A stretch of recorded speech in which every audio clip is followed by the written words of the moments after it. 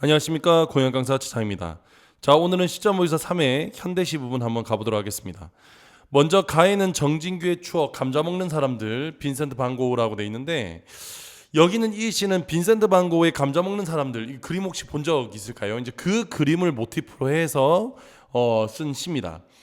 이제 내용은 그 그림을 보고 이제 상상한 대로 썼는데, 여기에 이제 본인의 어떤 어린 시절, 좀 힘들었던 어떤 세월, 이런 것들을 좀 잘 녹여낸 거 아닌가. 이제 이렇게 명화를 바탕으로 시를 쓴 작품들이 몇 개가 있어요. 뭐 박혜순의 납작납작 박수근 화법을 위하여 나나, 아니면 모의평가에 나왔던, 평가원 모의고사에 나왔던 김춘수의 샤갈의 마을에 내리는 눈, 뭐 이런 작품들이 있죠. 이제 그런 거하고 이제 결이 같다고 생각하시면 됩니다. 그래서 어떤 작품을 배경으로 이렇게 쓴 시다. 자, 그럼 먼저 가시부터 한번 읽어볼게요. 식구들은 둘러앉아 삶은 감자를 말없이 먹었다. 자, 여기 지금 삶은 감자를 말없이 먹었다는 게 여기는 이 시에서 시의 상황입니다. 즉 가난하고 힘겨운 처지, 가난하고 힘겨운 처지에 대한 걸로 시작을 하죠. 이들은 감자를 먹고 살고 있으니까. 신발의 진흙도 털지 않은 채, 여기서 신발의 진흙이란 결국 노동의 흔적이에요. 열심히 일한 노동의 흔적으로 신발에 흙이 이렇게 묻어 있는 겁니다. 노동의 흔적. 흐린 불빛 속에서, 자, 여기서 흐린 불빛도 마찬가지예요.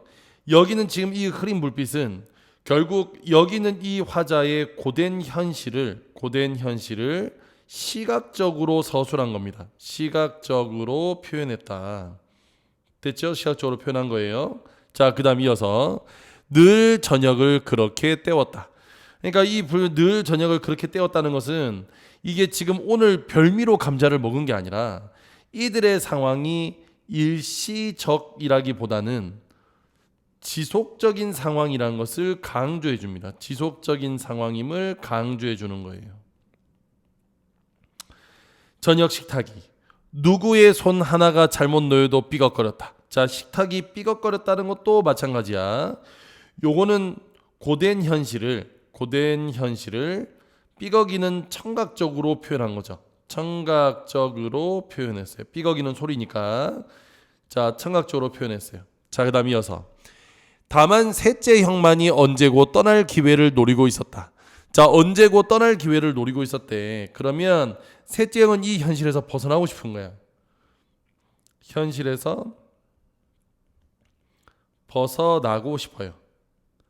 됐죠? 벗어나고 싶은 현실을 이야기하는 겁니다. 아무 말도 하지 않았다. 고된 나날이었다. 그렇죠?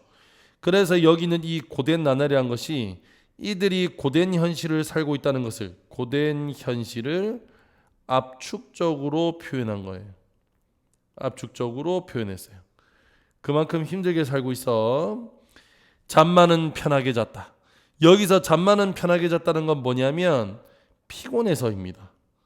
피곤하니까 잠을 그냥 푹 떨어지는 거야.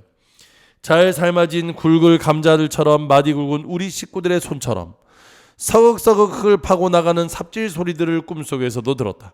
그러니까 편하게 잤어요. 어떻게 잤냐면 잘 삶아진 굵은 감자들처럼 잔 거야. 그러니까 지금 여기서는 여기에서 마디마디 굵은 우리 식구들의 손처럼 그렇게 편하게 잔 거예요. 그러니까 지금 요건 요렇게 해서 도치가 됐다고 볼 수 있죠. 그죠? 도치가 됐고요.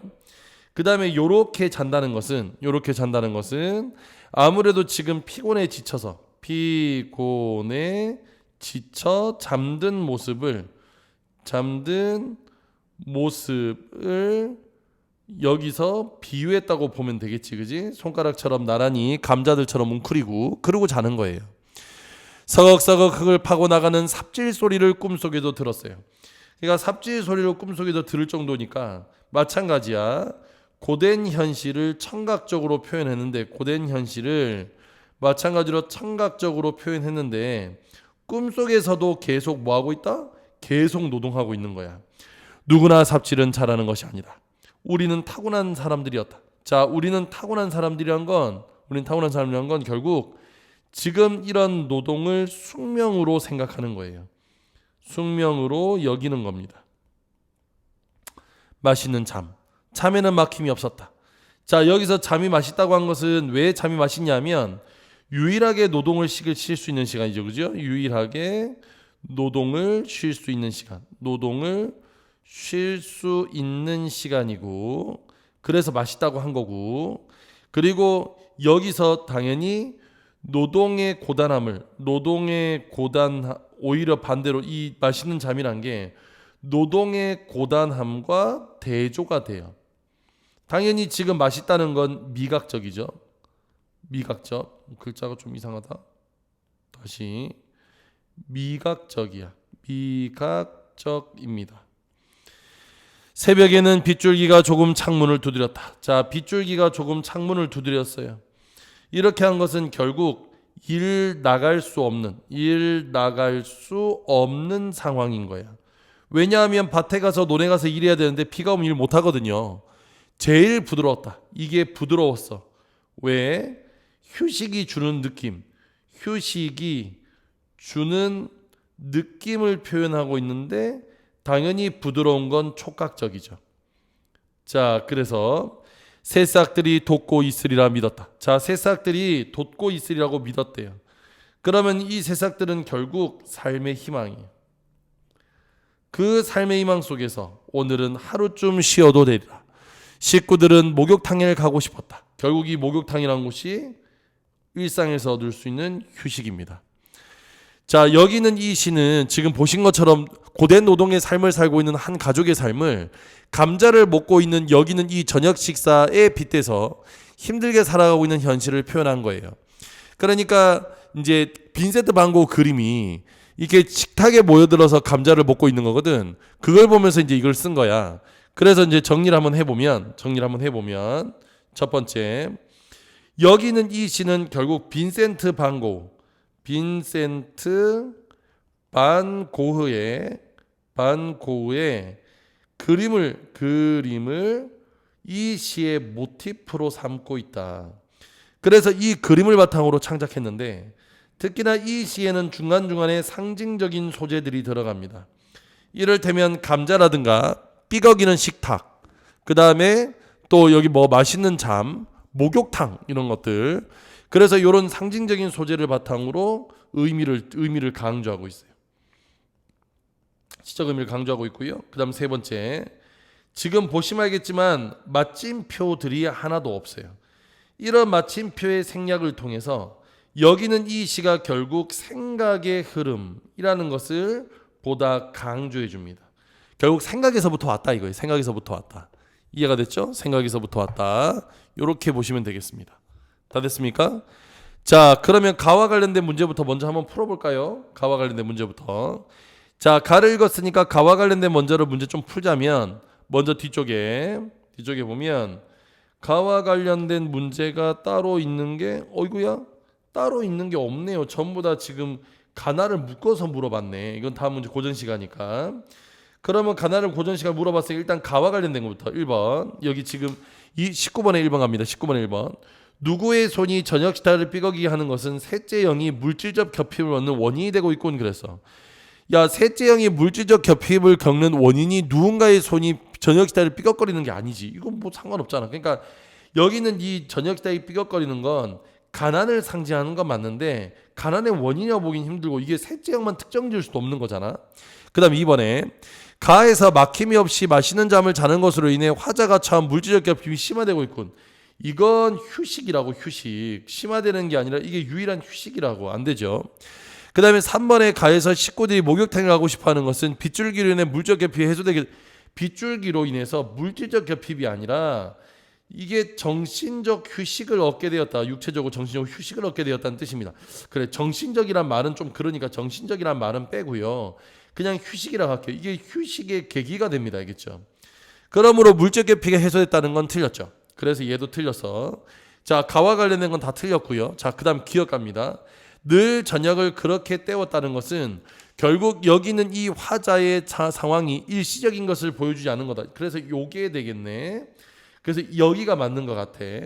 인식을 바꾸는 계기도 아니고 자기희생적인 것도 아니고 회한이 드러나는 것도 아니고 갈등을 유발하는 것도 아니죠. 그래서 이건 정답이 3번일 가능성이 높아. 그러면 니은 읽고 난 다음에 여기서 한 번 더 오시면 될 것 같고요.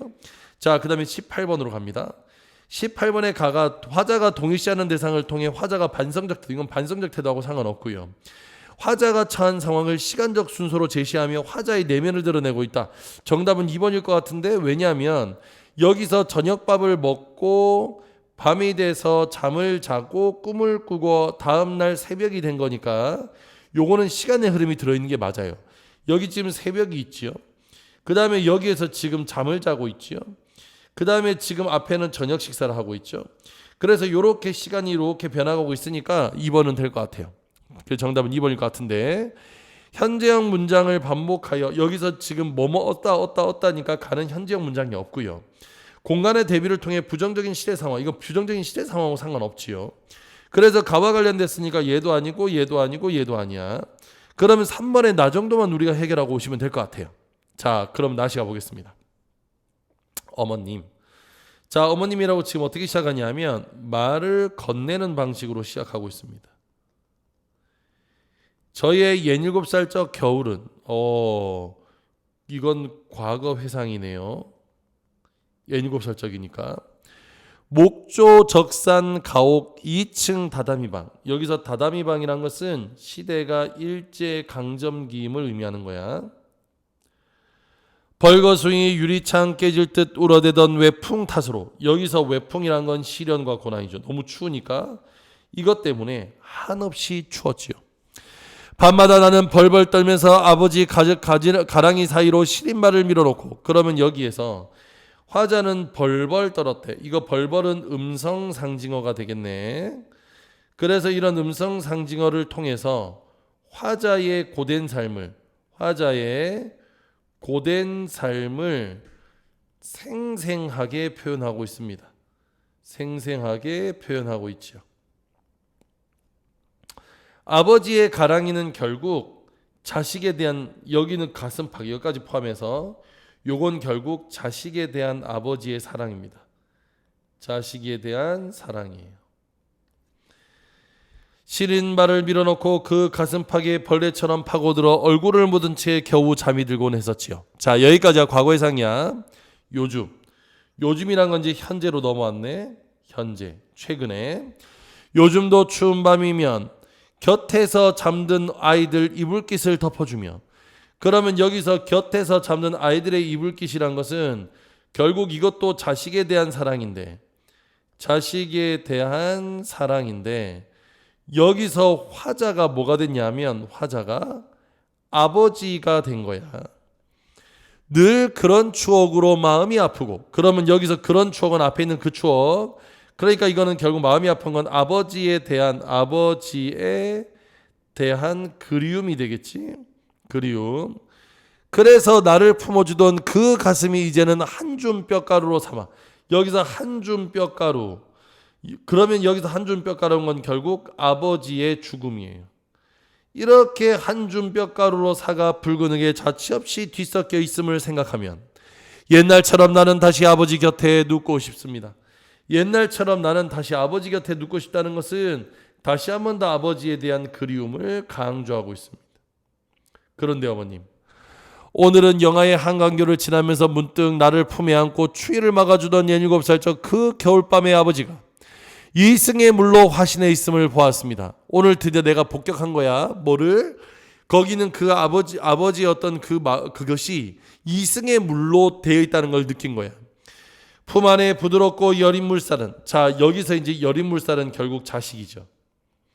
이걸로 치자면 화자가 되겠네. 무사히 흘러 바다로 가라고. 그러면 여기서 바다라는 것은, 바다로 가라고 이 말은 목표를 향해서 달려가라는 거니까 성장을 의미하고요. 성장. 꽝꽝 얼어붙은 잔등으로. 잘 봐라. 이 잔등은 긍정이야.